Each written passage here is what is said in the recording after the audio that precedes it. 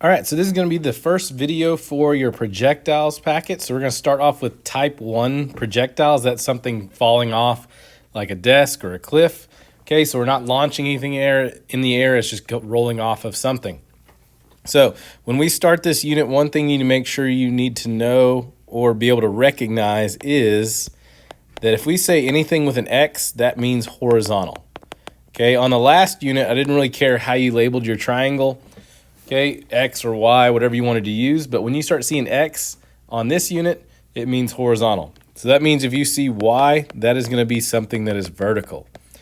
Okay, so on the graph below, sketch in green the horizontal velocity vector Vx. So that just means horizontal velocity. So Vx means horizontal. So one thing we need to know is that Vx never changes. Okay, so that means if you were driving off a cliff at 40 miles per hour, your horizontal velocity is going to stay the same the entire time.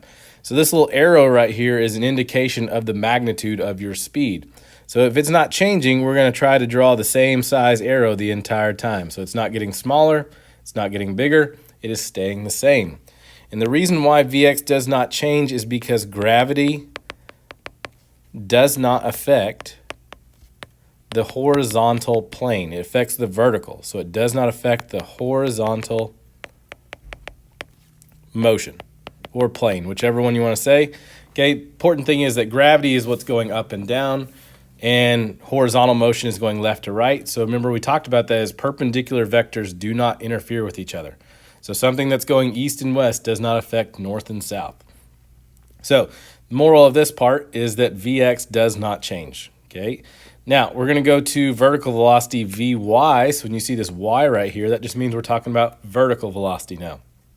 So when this object rolls off the cliff or whatever this is, okay, it has no initial vertical velocity because it just started falling off the object. Okay, so your Vy, or it's called Vyi, your initial, starts at 0 meters per second.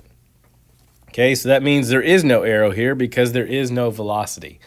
Now, when you start falling, okay, so think about Six Flags, you're on a roller coaster. As you start falling, you start speeding up. So our vertical velocity starts picking up. So it starts getting bigger and bigger until it hits the ground. Okay, so the reason why it is increasing, so Vy increases due to gravity. Okay, so remember, gravity was that negative 9.8 meters per second squared. That just means that you're increasing your velocity at 9.8 meters per second every second. So that is why you're speeding up as you're falling down. Okay, so the big thing here is that your V initial is 0. Okay, so that's one thing you kind of got to get stuck. And your velocity is going to increase as you start going down. Okay, now on the graph below, sketch in red the acceleration vector from gravity. Okay, or that could be AY or G. Okay, doesn't matter how you label it. Okay, so AY just means gravity. That just means vertical acceleration. Okay, and gravity is always constant. Okay, it was always that negative 9.8 meters per second squared. So even if it's not moving, so even though we have 0 vertical velocity right here at point A, okay, your acceleration rate is still negative 9.8 meters per second squared. And then at this point, it's still negative 9.8 meters per second squared. And here, still negative 9.8 meters per second squared. And when it hits the ground, still the same. Okay, so the point is gravity does not change. It's always that negative 9.8. Okay, which vector remains constant throughout the trajectory? So we talked about that. So Vx didn't change, or your gravity, AY. Okay, so those two stay the same the entire time. So which vector changes throughout the trajectory? The only one that did change was your vertical velocity, or Vy. Okay, a takeaway to take from this is that perpendicular vectors are independent. Okay, so that little upside down T right there just means that's a symbol for perpendicular. Okay, so again, that's saying that up and down does not affect left to right. Okay, so those are independent of each other. So gravity only affects Vy. Okay, it does not affect Vx. Okay, which equations to use when solving the cliff problems? Okay, so if you're looking for anything horizontal, it's going to be Vx equals dx over t, which is the same thing we've been using, V equals d over t. Now I'm just using these little subscripts to kind of label things out, because you'll want to do that because you don't want to get those flip-flopped. Okay, so you don't want to use a vertical distance on a horizontal equation.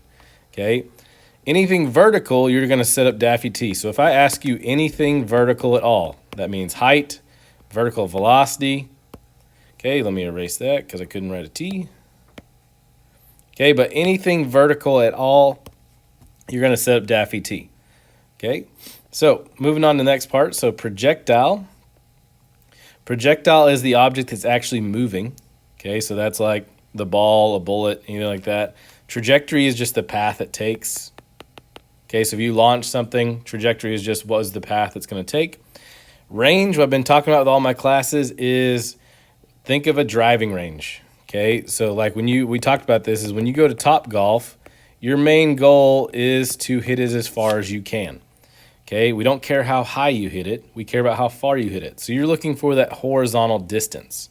Okay, so if I ask for range, that's what I'm looking for, is I'm looking for that dx, that horizontal distance. Okay, now what we're actually going to do is we're going to kind of draw what a type 1 looks like and kind of label things. Okay, so I'm going to draw my cliff. We're going to draw our projectile. We'll just have a ball. Okay, and it is going off the cliff. It has to have a Vx. Okay, it's going to have a velocity, a horizontal velocity. Otherwise, it's not rolling off the cliff at all. Okay, so it will have a Vx.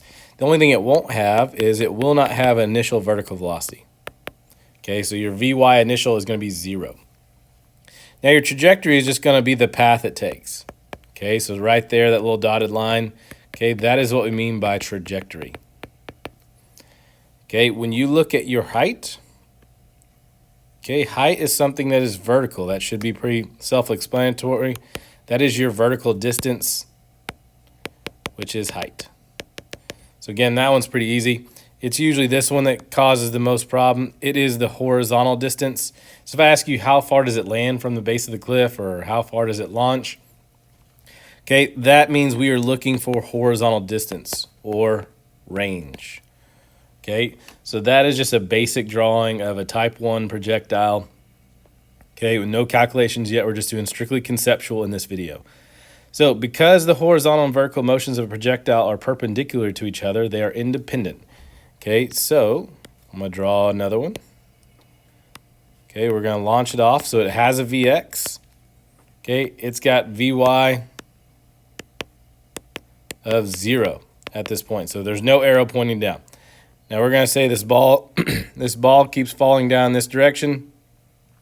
So Vx does not change the entire time. Okay, even though your vertical velocity starts to pick up as it starts going down.